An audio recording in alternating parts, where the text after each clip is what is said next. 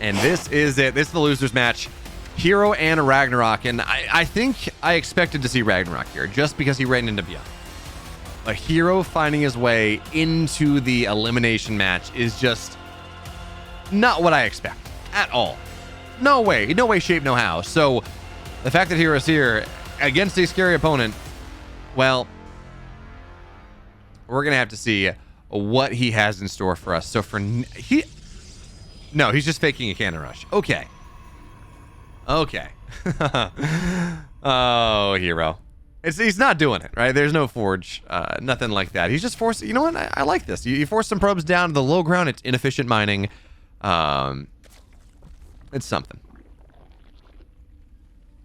But also, the probe was sent at a little bit delayed timing, so that means that, well, herO can't block the natural, and that is a bit annoying, right? You know, generally, you want to block the natural 99 times out of 100, because even if it's like, okay, you lost some mining time, and you might want to, you're not trying to abuse it with adepts, the value there is that every drone that has to get sent from the main to the third loses pretty significant mining time. So like the Zerg loses somewhat significant money by having to take that third base as their natural eventually. And eventually it becomes fine, but that's really in general the reason that we see this kind of probe block happen every game. And well, for now, herO opening Stargate.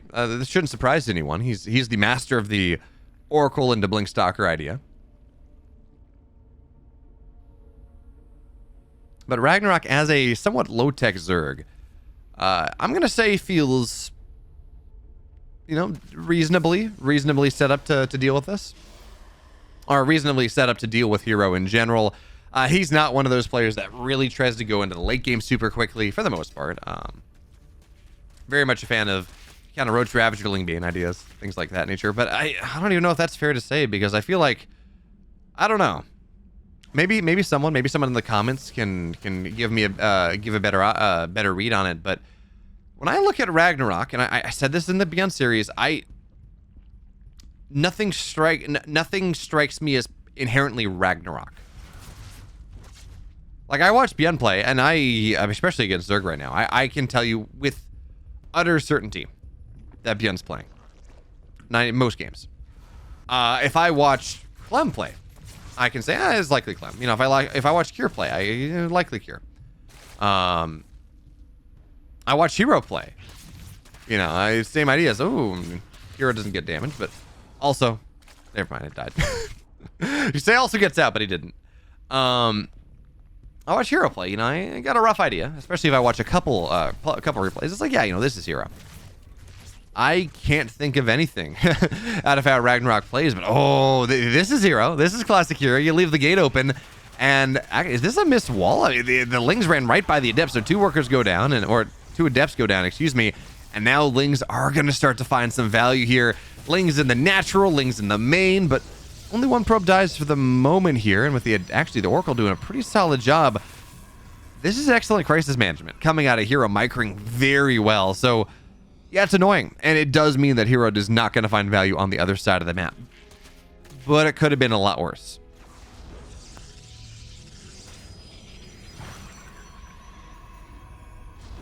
Could have been so much worse. But yeah, going back on that stylistic idea, even for the Zergs, right? And Zergs play very adaptively, so it's maybe a little harder. But yeah, I think you give me a couple replays, and I can tell the difference between Raynor and Serral. Stylistically, Serral's he's gonna be scouting more. He's gonna be less aggressive. He's not gonna have Lings in your face quite as much. Raynor's gonna be very aggressive. He's gonna have just constant Ling hit squads, things like that.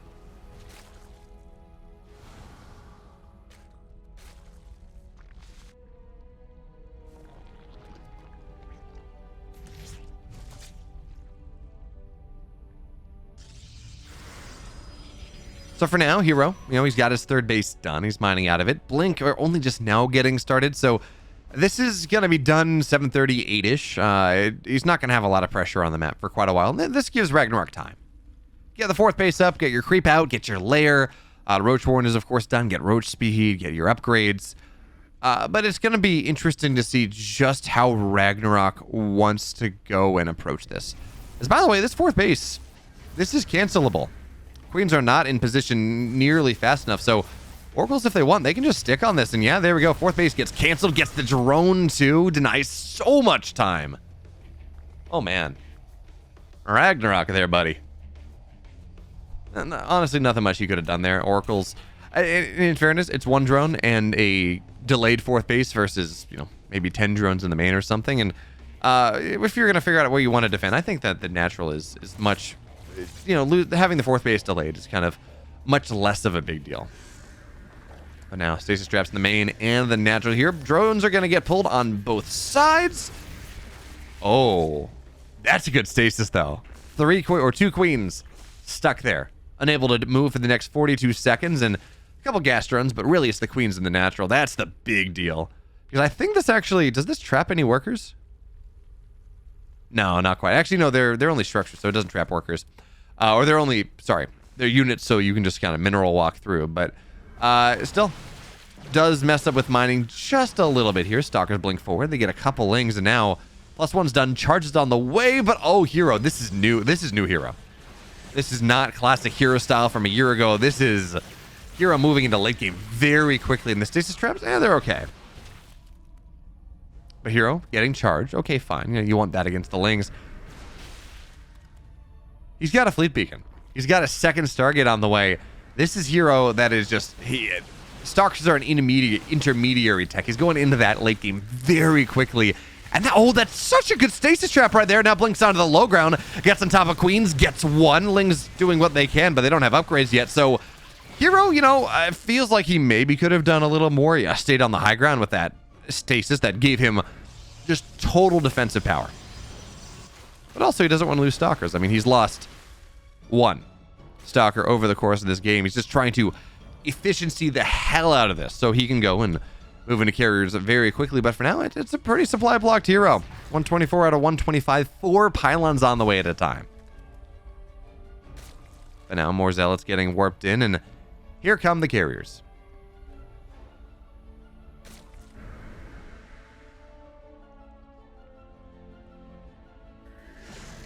Interesting though, is this is 2 Stargate, not 3, so it's not quite as strong. Or not quite as fast of a late game transition, I guess, as another stasis trap gets even more stuff here. And now herO's starting to find lots of value. Zealots on the left side killing roaches is not what you want. So herO is starting to find value. We're going to see the Ravagers get targeted down by the Zealots, or by, the Oracle's Zealots into the natural here, just flooding on in. Queens starting to fall. And here's the thing, you get the queens, that is truly all she wrote for this game, because the carriers are going to pop out in just a second, and there will not be enough anti-air here whatsoever. RagnaroK thinks this is the early game. He thinks this is the mid game. He thinks herO's staying on this style for longer. herO's not. He's in the main base right now, and we have literally 2 queens. There's the recall. Literally 2 queens on the map. There is nothing. There's nothing that deals with these carriers whatsoever. RagnaroK needs to counterattack, and he needs to do it now. The time that the carriers arrive on the map, it feels like it's almost too late. There will be 16 interceptors. They're going to have +1 in about 5 seconds. Maybe a little bit longer than that, but they're going to have it very quickly. In the anti-air, there are just not enough queens. herO sniped them all. That was the goal of that pressure. So yeah, RagnaroK is going counterattack. He's going to have to find something. This is a dead fourth, by the way. Stalkers on the other side with shield battery overcharge should be enough to defend. The Biles will knock that down pretty quickly, though. But there are cannons here. Stalkers can warp in. They got a superior concave. They've got armor. There's a defensive carrier at home. Oracles targeting everything down, and RagnaroK, he gets his skull rocked. That was not expected at all. And here we are. herO's up a map, but it's Gressfon. It's a big map, and it's certainly a map I think that Zergs are going to enjoy just a little bit, maybe more so than Terran players, or than the Protoss will. But we're gonna have to see, because this is Gressfon, and this is herO, this is RagnaroK, and it's game 2. Where do you go here, right? That was such a cool build from herO in game 1. The kind of playing against expectations. And in fairness, herO has been doing things like this maybe a little more often. Even still. the decision making to go do that is pretty dang cool. So I don't know if I don't know that that's something he gets away with though. At least not a second time, and he's not going to try for it. We've got a proxy in the bottom left side. I think this is Stargate. I think this is going to be for some sort of Stargate pressure, and we're going to have to see how well RagnaroK is prepared to defend it. Because if I'm RagnaroK right now, and just, you know, obviously some of this is you just got to play what you got to play. And, ooh. He proxies a gateway. Huh. This is going to be interesting here. Normally you do something like that, you know, it's for more. And the probe he actually patrolling here tells us that it might be more. So it's going to be a robo maybe? There's 150 gas. No, it's okay. It will be a weird. It's a gateway and a Stargate coming out of herO, but here's the problem. I'm actually really disappointed about this. I would love to see what herO has in store for us, but he's going to get scouted immediately. And Lings are going to get pumped out, and this is going to get canceled, and this is not going to work out at all. Cheeky herO. Not cheeky enough. Ah, I'm so sad. I really wanted to see what herO had in this had in the tank for this one, but you just got to cancel the Stargate at this point. I think that is well, 2 adepts are out. These Lings, yeah, no, the Lings will not get what they want. So that's a couple Lings committed for really minimal gain, and now we're gonna see Oracles on the way. Adepts get warped in or getting made here. Warp gate's not done. And the idea behind this, actually, we can talk about it, even if it's not quite what you want. You shade in with Adepts and Oracles on top, and there's just not enough anti-anything to prevent damage from happening. So herO, though, is kind of screwing the pooch a little bit here. This is not... Oh, no. herO again? That's 2 games in a row, my man. That's just not... It's not okay. Get some help, man. But he will get another Oracle. And this time, Lings will be able to shut... Or another Adept. Lings shut this down. It's only 1 Oracle.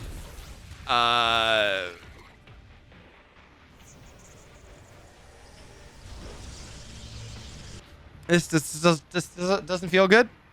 This does not spark joy. This, if you're a herO fan, at least. If you're a RagnaroK fan, you're ecstatic. Like, this is great. RagnaroK really takes very little damage from the proxy. He gets damage on the other side. He kills an Adept, gets 3 workers, forces the Oracle back. I mean, and with the time he got to force everything back, he gets the pylon. The proxy's worthless. This is beautiful for RagnaroK. RagnaroK is so happy about how this game is going, and now herO, he's going for round 2 of whatever he's got. He's got a robo on the way, a couple of gateways, Twilight as well. It feels like plan B is just Glaive Adept, or plan B is not Glaive Adepts. Plan B is Charge Lots, and this is going to be a Charge Lot Archon timing. By the way, this day strap goes down and gets, what, like 2 workers? But here, make no mistake about this, herO is very all in. He's got charge, 1/3 of the way done. War Prism, kind of similar timing. Twilight or Temple Archives, same way. He's going to look to hit with probably about 6 gateways, 7 gateways, and yeah. With about 5-6 gateways. Hit with charge, hit with 2 Archons is going to be kind of the story there. And this Oracle, you know, gets the revelation off, sees that, here's the big thing. There's no hive. RagnaroK is very well aware of not what herO's doing. He doesn't know what herO's doing. He's well aware of the fact that herO is being aggressive. He's well aware of the fact that there is no 3rd base, and he's blown up herO's ideas at every single opportunity. Which means, of course, that herO's going all in. So we have Spores and Mineral Lines already. There's a Spine going down at the 3rd, and RagnaroK is just pumping Lings. Now, of course, if this hit right now, Archon Charge Lot against a ton of Lings is a very good situation for herO to find himself in, but now here come the Roaches. They're on the way, and this timing just does not feel like it's available to herO, so he's going to go, and he's thinking about taking a 3rd base. Lings are already on the map for this, and as the rounds of Roaches pop, in fact, Nightmare feels great. He's back into droning, though. And that might be a little worrisome. I mean, he built 7 drones right as that happened, but he's going to be able to kill this 3rd base, cancel it at the very least. herO's not going to be able to hold it up, and now the Roach count is just It's really nice, and the Queen's doing a great job of zoning this Warp Prism out, really denying any sort of warp-ins for the time being. And even if they get a warp in now, as the Queens, they do have to run here. One will fall. Second one, yeah, it's just running away. There's no real room for a warp in anymore here. And the Lings with plus, actually, they don't even plus 1 yet. The Lings, they cancel the third base. At least that's not a kill. But RagnaroK, now he's got his lair just about done. +1, just about done. More roaches, more gases. Maybe add a baneling nest eventually, if that's what he wants to go for. I mean, he has withstood the pressure from herO. He got damage of his own, and now herO is even more all-in than when he was all-inning. This is just rough. Although losing that number of queens is painful. You don't expect that.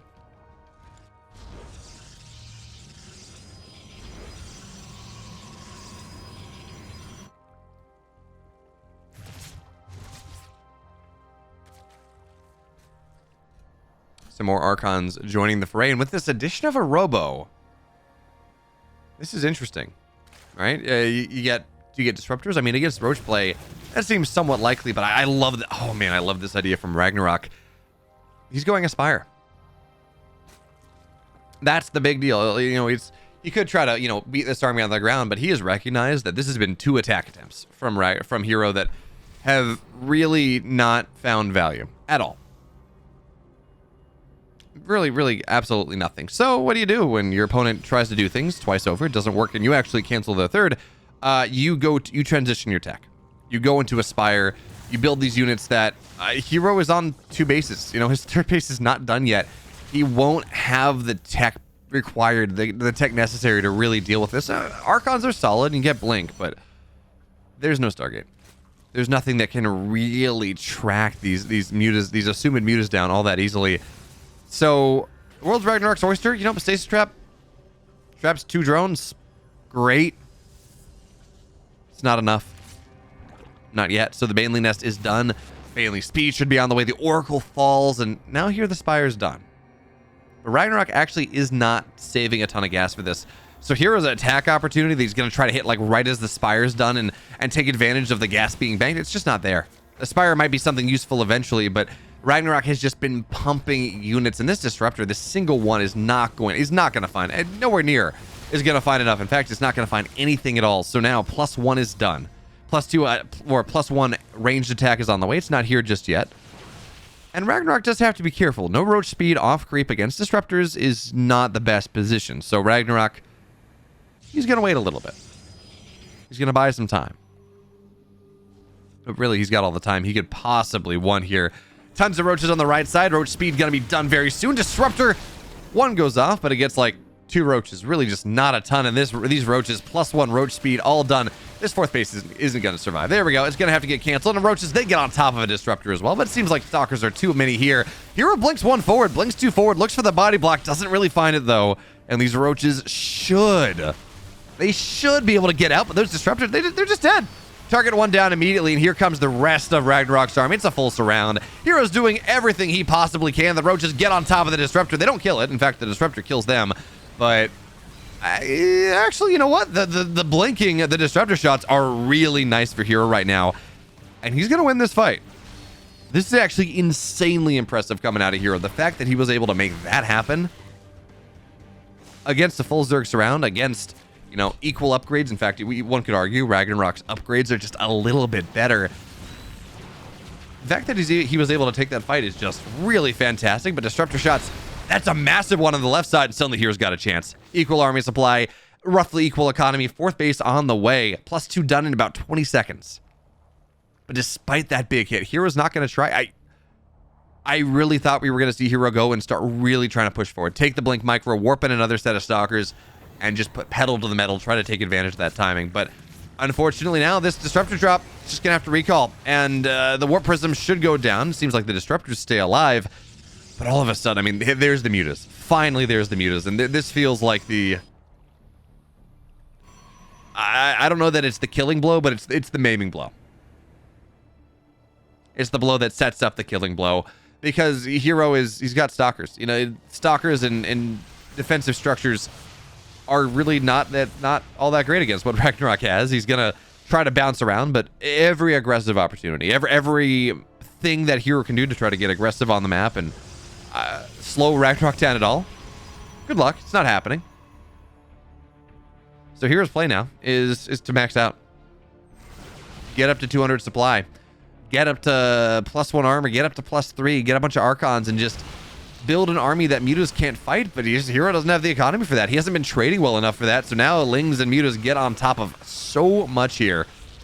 Even still, I mean, mutas do die. Almost 5 dead mutas, but at this point, Stalkers, they use their blinks, so now into the main base, the mutas go. We're going to see static defense go down, photon cannons, shield batteries, and Stalkers are just not enough numbers on the warpins to make anything happen here, so the middle line's dead. Oh, armor's going to get delayed here as well. Now, a couple mutas die on the backside, but you trade an entire mineral line for 2 mutas, and you delay an upgrade? I mean, that's fantastic. And the muta count continues to rise. +1 attack for the air is just about done. And now, oh no, this is just disaster. Mutas find the disruptors. They target them all down. Yeah, they take some juicy Archon shots. Fine. The one saving grace that hero had in this game was those disruptors. And now it's just not enough. Not anymore. Stalkers blink on top of the mutas, but the moment the mutas start losing the fight, they can run away, fight again another day. And that other day will not have shield battery overcharge. It will not have that just miraculous battery, that thing that keeps things alive. So more Stalkers, or excuse me, more mutas getting made. +1 attacks done. This is hero's opportunity now. Maybe he's got +2 on the Stalkers. +1's just about done. Maybe this counterattack is gonna be enough here. I don't know that I believe it. There's just too much on the map for RagnaroK right now. So the Stalkers, or the mutas, they're going to find their way home. One Stalker actually doesn't go down. Good job on that Archon, but there's only one Archon. And the mutas can just dive right on top of it. It's dead. Warp Prism falls, and yeah, this is it. Hero does not have enough here anymore. There's nothing left. He's been ripped asunder by RagnaroK's defense, by RagnaroK's offense. And that means we go to game 3. One of these players does not move on to the round of 8. One of these players buys another opportunity, another shot, but it's going to be against Nightmare. And now, in the snowy wastes of altitude, there is one game. One game that makes the difference. One game between RagnaroK or hero and a date with Nightmare. That final chance, that final opportunity to find their way into the finals, or at the very least into the round of 8. And let's be real, anything short of the round of 8 for these two, anything short of the round of 4, I think maybe even for hero, is a pretty significant disappointment. So one of these players will be going home disappointed. Hero and RagnaroK, actually, yeah, hero and RagnaroK both failed to make the round of 8 last season. Round of 8 last season was a bunch of Terrans in dark. So, or was it solar? Anyways, one Zerg, bunch of Terrans, and then of course round of 4 it was just it was just a Afrika TVT. Hopefully we don't. Hopefully we have a little bit more racial balance in our in season 2. And hey, some of the Terrans have already been knocked out, so we do have that one going for us. But we've also replaced them with TY replacing Bunny. So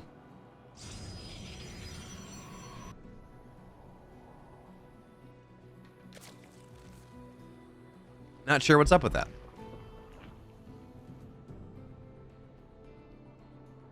And let's see. So hero game 1 just played pure hero. He faked a cannon rush, didn't work. And actually, no, that's not true. The cannon rush didn't work, but that wasn't attempted. Instead, he just faked a cannon rush. Drones had to get pulled. Hero found a minor lead. And behind that, he played hero style. He had oracles on the map. You know, he's playing pressure, playing aggressive, and then 7 minutes drops to fleet beacon. Hits a 9-minute timing with 2 carriers after sniping all but 2 queens. It was a beautiful thing. Gorgeous. It was so cool. Game 2, hero tries to proxy. Proxies a gateway, proxies a Stargate. All of it gets found out. All of it gets canceled. He goes for aggression round 2. That also doesn't work, and he lets Lings into his mineral line. It was rough. It was not the hero we're used to seeing. So now we find our way. Game number 3.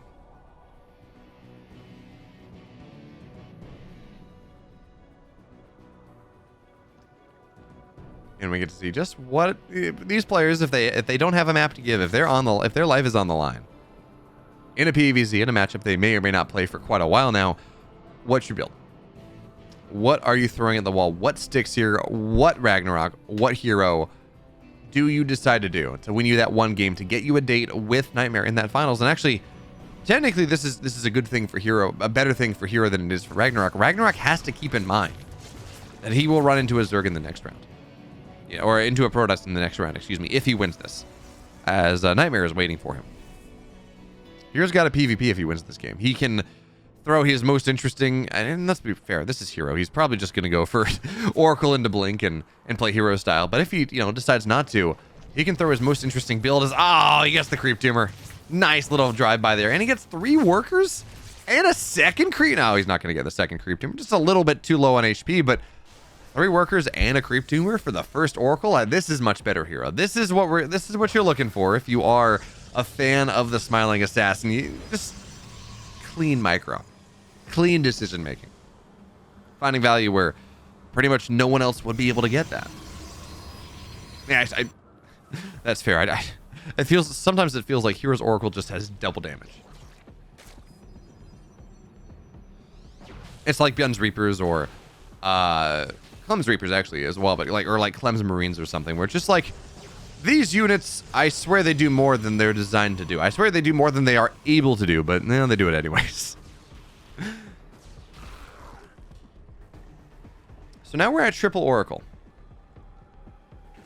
And this is where things get a little bit scary. 2 queens in the natural. No spore just yet, and that's just a dead queen. It's going to be a second one. No. Oracles are going to dive in. They're going to get a couple more workers. So 7 in total and a queen.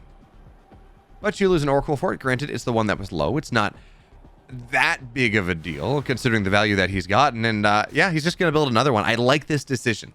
Sometimes you see a Protoss player, especially if they don't get value with the Oracle, they say, yeah, okay, whatever. Oracle's dead. I'm not going to buy more.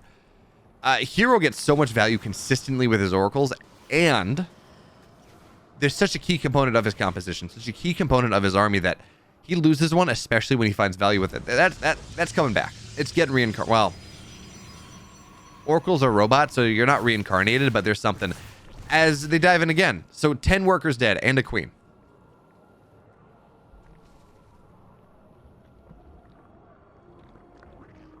This is such a solid opening for herO at this point. And RagnaroK was supply blocked for quite a while as well. So everything's going wrong here for the Korean Zerg. And he gets an Adept. That's nice.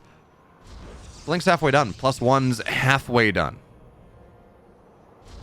And because of the damage, because of the pressure that herO's been able to put on, I mean, it's going to be another dead queen.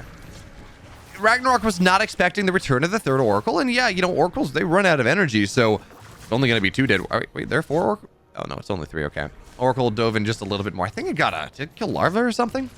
Anyways, now they're all solidly out of energy. As taking a little bit more pot shots, but they're going to be fine. Now, Ling's looking for a surround in the middle of the map, but they're not going to get that. And there are 4 Oracles on the map now. No, never mind. There are 2. herO didn't put him on hold position. Well, they found value. Okay, but it's okay.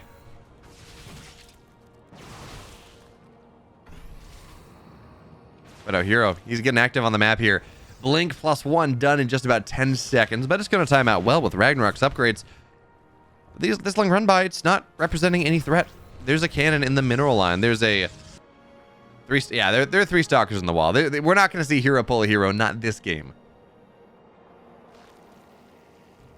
Yeah, he's got a pylon in the middle of the map here, getting ready to pressure more and more and more.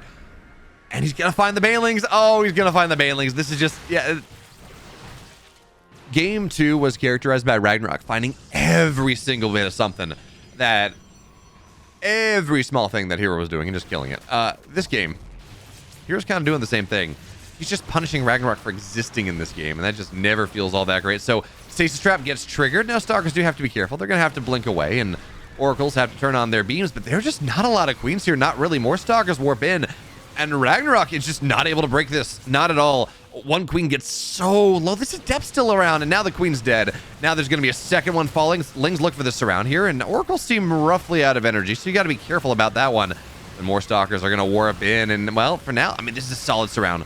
coming out of RagnaroK here. He's looking for the fight, but the Concave is just too good at this point. One Oracle will fall, but that's damage that's not done to the Stalkers here. More Stalkers are warping, and Zealot just to buffer timing, and herO is just pumping right on through.